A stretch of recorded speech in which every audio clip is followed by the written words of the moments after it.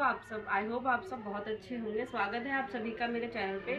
मैं आपकी रश्मि हाजिर हूँ फिर से एक नए ब्लॉग के साथ। आज है वट सावित्री का व्रत, जिसे कहीं कहीं बरमामस भी कहते हैं, और मेरा भी आज इस वट सावित्री का व्रत है। तो इस ब्लॉग में मैं आपको बताऊंगी कि इसमें क्या क्या पूजन सामग्री लगती है, इसकी पूजा में क्या क्या हम यूज़ करते हैं और इसकी विधि कैसे होती है। सो प्लीज़ मेरे ब्लॉग में बने रहिए, आगे तक देखिए। मैं आपको इस ब्लॉग में पूरा अच्छे से एक्सप्लेन करके बताऊंगी। सो बी कंटिन्यू। वट सावित्री के व्रत के लिए जिसमें पूजन सामग्री लगती है उसमें हमने ये बना लिए हैं पूड़ियाँ भोग लगाने के लिए, और ये हैं पूड़े। उसके बाद में ये हमने माला बनाई है धागे की, जो एक मेरी है और एक मम्मी की है, और बाकी जो रील बची है उससे हम बरगद के वृक्ष की परिक्रमा करेंगे। और ये हमने बना लिया है आटे को हल्दी में मिला के, जो ऐपन बोलते हैं वो मिला, इसकी हम थापे लगाएंगे उसमें बरगद के पेड़ पे। और ये क्योंकि आज अमावस भी है तो इसका हम खीर का भोग लगाएंगे मंदिर में भी और वहाँ जहाँ पूजा करेंगे वहाँ भी। और ये हमने फल स्वरूप ले लिया है खरबूजा। और ये है श्रृंगार का सामान। अगर आपके सामर्थ्य है तो आप वस्त्र भी दान कर सकते हैं, वरना श्रृंगार तो कंपलसरी है। और श्रृंगार को आप, अगर आपके घर में कोई बड़ा बुजुर्ग है तो आप उसे दे दीजिए, आपसे बड़ा है कोई, आपके सास जेठानी कोई भी। अगर नहीं है आपके घर में कोई तो आप मंदिर में भी किसी को दान कर सकते हैं। अगर मंदिर में कोई ब्राह्मण है तो आप उन्हें भी दान कर सकते हैं। सारी पूजन सामग्री तैयार करने के बाद और हम सब रेडी होकर घर से निकल दिए थे, क्योंकि मंदिर जो था वो हमारे घर से काफ़ी दूर था। मंदिर पहुंच के जो बरगद का वृक्ष था वो मंदिर के बाहर ही था। तो सबसे पहले हमने वहाँ जाके, एक तो वहाँ जगह ढूंढना इतनी मुश्किल पड़ गई थी, क्योंकि जब हम गए थे पूजा करने तो वहाँ पे ऑलरेडी इतनी सारी भीड़ थी कि पूजा के लिए अपना स्थान ढूंढना बहुत ही मुश्किल पड़ गया था। फिर हमने जैसे तैसे करके अपनी जगह बनाई और वहाँ पे बैठ के विधिवत पूजा करी। पूजा करने के लिए सबसे पहले हमने जो ऐपन लेके गए थे, हल्दी और आटे का जो मिश्रण था, उसकी थापे लगाई बरगद के वृक्ष में। उसके बाद जो हम धूप दीप लेके गए थे, दीपक जलाया और धूप बत्ती करी। और पूजा करने में इतनी प्रॉब्लम हो रही थी क्योंकि वहाँ बिल्कुल स्पेस ही नहीं मिल रहा था हम जहाँ बैठ के पूजा करें। कभी किसी का दिया आ रहा था पैर के नीचे, तो कभी किसी की जो पूजन सामग्री होती वो पैर के नीचे आ रही थी। बड़ी ही मुश्किलों में हमने वहाँ पूजा करी। तो थापे लगाने के बाद फिर हम जो धूप दीप लेके गए थे वो प्रज्वलित किया, और बरगद के नीचे जो हम सामान लेके गए थे वो सब वहाँ पे चढ़ाया। जैसे कि हम पूड़ी और जो भोग के लिए खीर और जो श्रृंगार का सामान लेके गए थे, एक एक करके वो सब अर्पित किया। वट सावित्री का व्रत जेठ मास की अमावस्या को मनाया जाता है।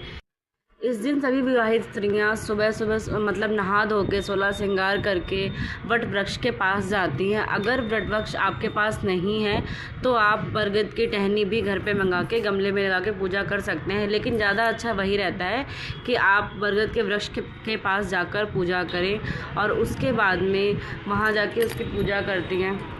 सावित्री ने सत्यवान के प्राण भी यमराज से वट वृक्ष के नीचे ही माने थे। उसी दिन से इस पेड़ को पूजा जाने लगा है। सावित्री ने सबसे पहले अपने माता पिता के लिए पुत्रवान होने का वर मांगा, तो यमराज ने तथास्तु बोल के पुत्रवान होने का वर दे दिया। उसके बाद में अपने नेत्रहीन सास ससुर के लिए नेत्र मांगे तो यमराज ने उसके लिए तथास्तु भी बोल दिया। और उसके बाद में अपने लिए पुत्रवती होने का वर मांगा तो यमराज ने उसके लिए भी तथास्तु बोल दिया। फिर उसके बाद में यमराज सत्यवान के प्राणों को अपने साथ ले जाने लगे, तो सावित्री ने कहा कि आपने पुत्रवती होने का वर तो दे दिया है, लेकिन आप मेरे पति के प्राणों को तो अपने साथ ले जा रहे हैं, फिर ये कैसे संभव है। तो यमराज ने हारकर सत्यवान को फिर से जीवित कर दिया और सावित्री को सदा सौभाग्यवती होने का आशीर्वाद दिया।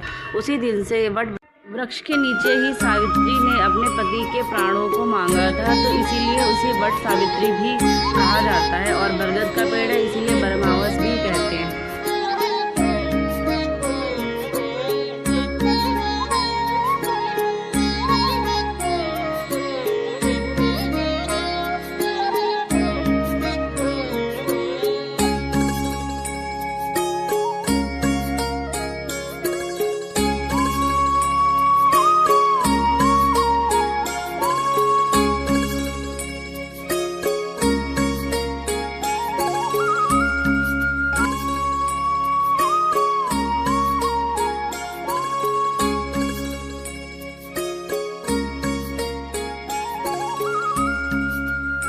और इस तरह हमने अपनी पूजा को संपन्न किया। जो पूजा की विधि होती है, जैसे कि उसमें हमने जो भोग लेके आए थे वो सारा भोग चढ़ाया और धूप बत्ती और जो श्रृंगार का सामान था वो सब चढ़ाने के बाद फिर लास्ट में हमने बरगद के वृक्ष पर जल अर्पित करने के बाद जो धागा लाए थे हम रील का, जो माला लाए थे वो तो हमने चढ़ा दी दोनों लोगों ने बरगद के वृक्ष पे।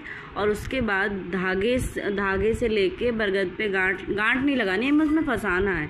फंसाने के बाद हमने फिर परिक्रमा करनी शुरू कर दी।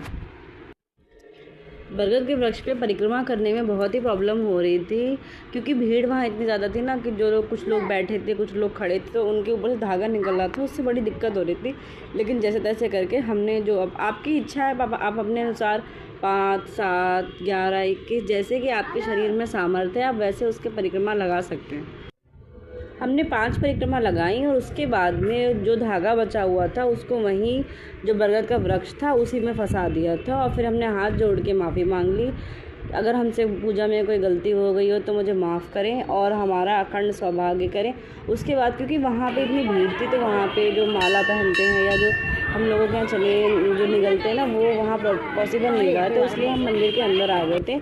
और वहाँ पे एक साइड में बैठ के हमने सबसे पहले जो माला चढ़ाई थी बरगद के वृक्ष पे वो गले में पहनी।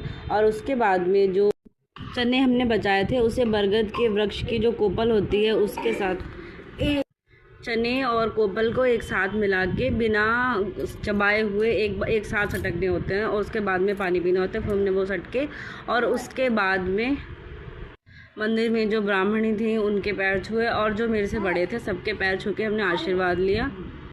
और इस प्रकार हमारा वट सावित्री का व्रत संपूर्ण हुआ। और हाँ, कमेंट सेक्शन में हमें ज़रूर बताना कि किसका किसका वट सावित्री का व्रत था आज, और आपके यहाँ किस तरीके से पूजा करी जाती है। हमारे यहाँ तो इस तरीके से पूजा करी जाती है, और आप लोग कैसे करते हो। फिर घर आने के बाद हमने जो श्रृंगार का सामान चढ़ाया था उसे दान किया और उसके बाद में अपने व्रत को खोला।